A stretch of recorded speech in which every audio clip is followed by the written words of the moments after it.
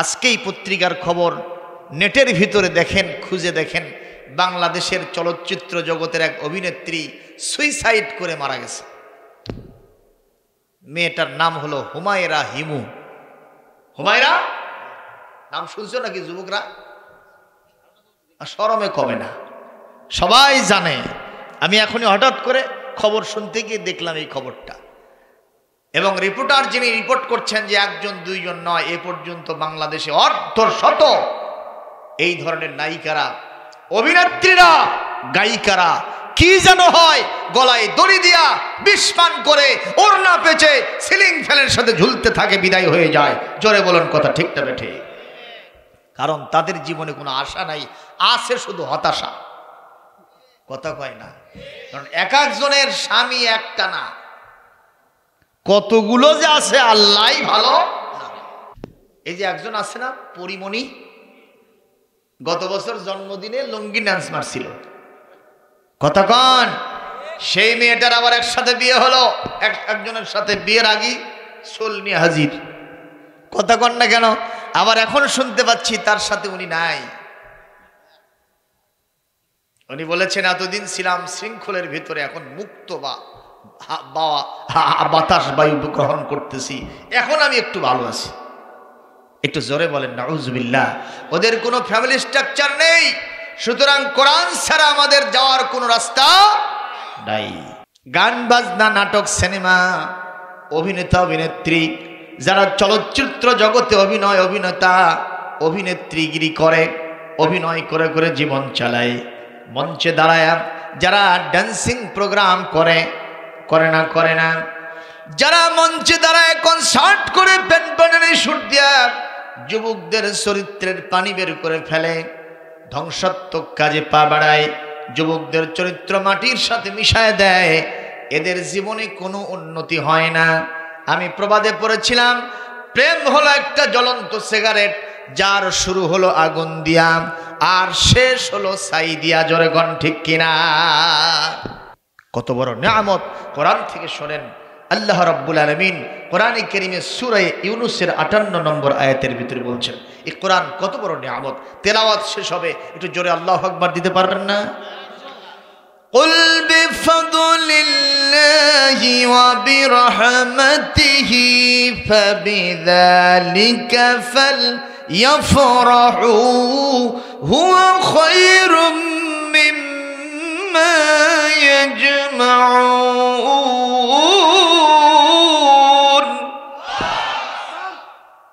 আর জোরে কোন?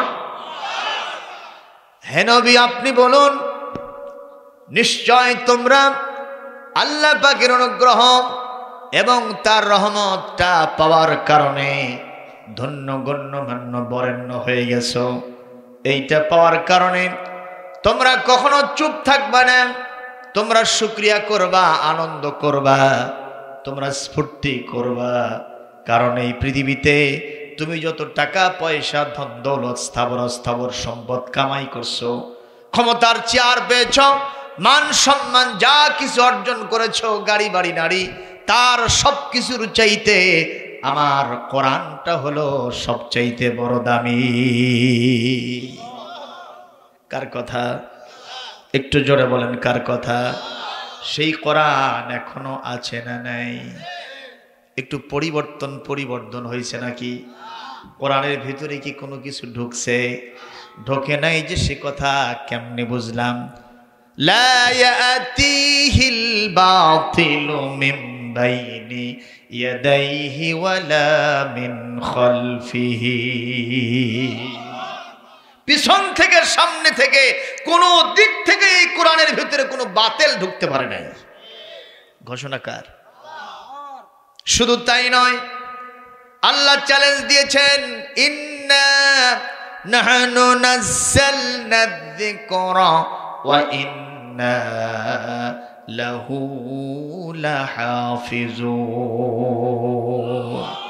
নিশ্চয় আমি কোরআন নাজিল করেছি, এটা সংরক্ষণের পুরা দায়িত্ব আমি নিজে গ্রহণ করেছি।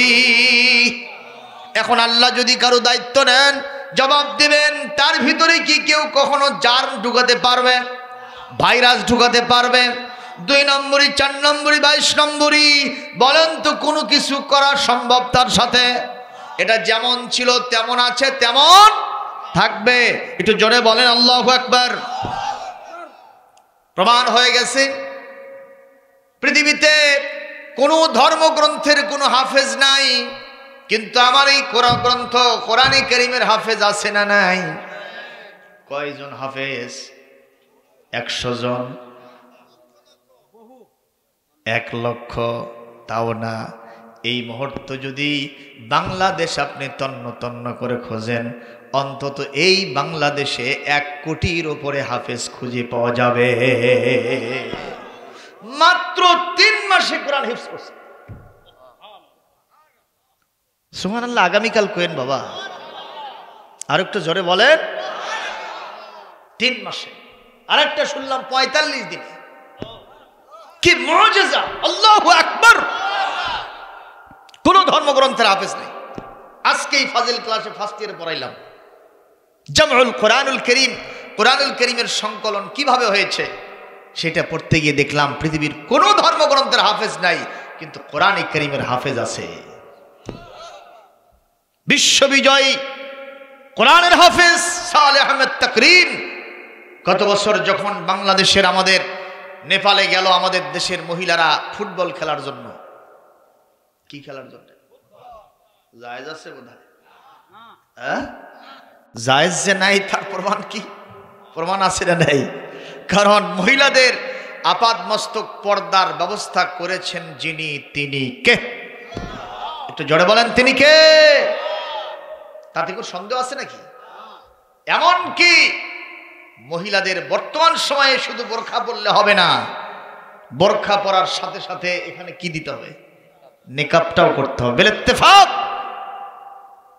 বর্তমান ওলামা হযরত যারা আছেন তারা একমত হয়েছেন। তাফসিরে জালালাইন শরীফ কোট করছি, স্পষ্ট বলেছেন তারা, এই ফিতনার যুগে মুখমণ্ডল হচ্ছে সৌন্দর্যের কেন্দ্রবিন্দু।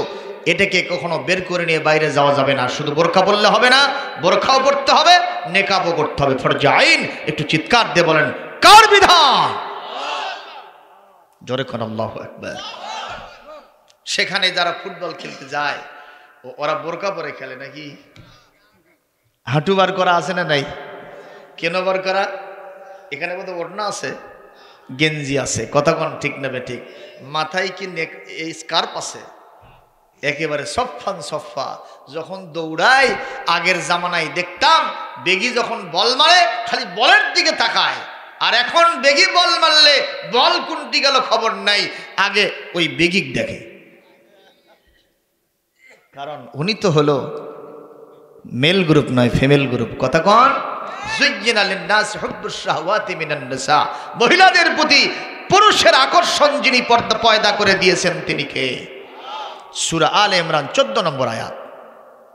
এখান থেকেই বোঝা যায় কোন প্রকারের মহিলাদের ফুটবল খেলা জায়েজ নাই। ভাইরা আমার, এই মুহূর্তে আমি আপনাদের সামনে বলছিলাম পৃথিবীর কোন ধর্মগ্রন্থ এখানে কোন হাফেজে কোরআন নাই। আবার বাংলাদেশে কোরআনের হাফেজ আছে, গোটা বিশ্বে কোরআনের হাফেজ আছে না নাই? বেশি না কম? ভাইরা আমার, যেই কথা বললাম গত বছর নেপাল থেকে যখন ওরা বিজয়ী হয়ে আসলো, তখন তাদেরকে নিয়ে আমার দেশে মাতামাতি চললো কিনা? ট্রাকে খোলা জিপে নিয়ে তাদের মিছিল হলো। অন্য কারো কি হয়েছে আমি জানি না, আমার কলিজায় যেন রক্তক্ষরণ হলো। যেই দেশে প্রায় 4 লক্ষাধিক মসজিদ মাদ্রাসা আছে না নাই?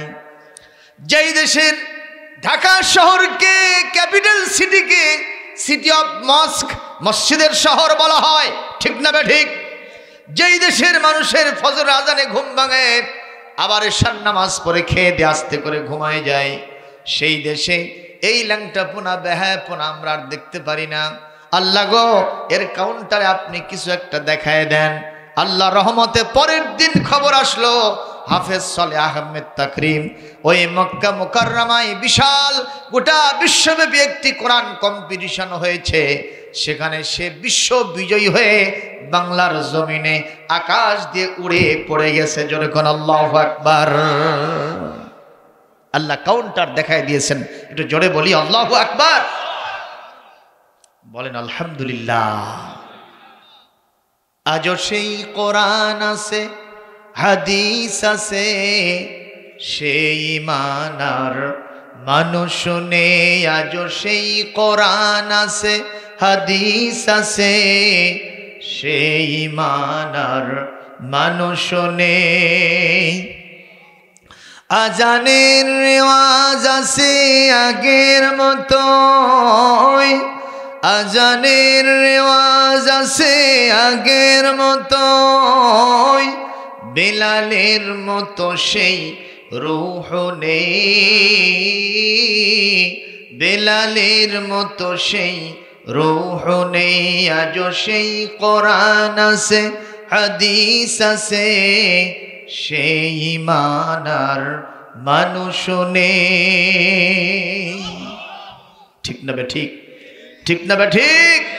আমরা যিনি যত চিল্লাই না কেন, কোরআন সুন্নাহর ভিত্তিতে কে কত চলছি, আর এটার জন্য কে কত সময় দিচ্ছি, কার গায়ের ঘাম কত ঝরছে, এটা আমলে প্রমাণ হবে, মুখে বলে কোনো লাভ হবে না।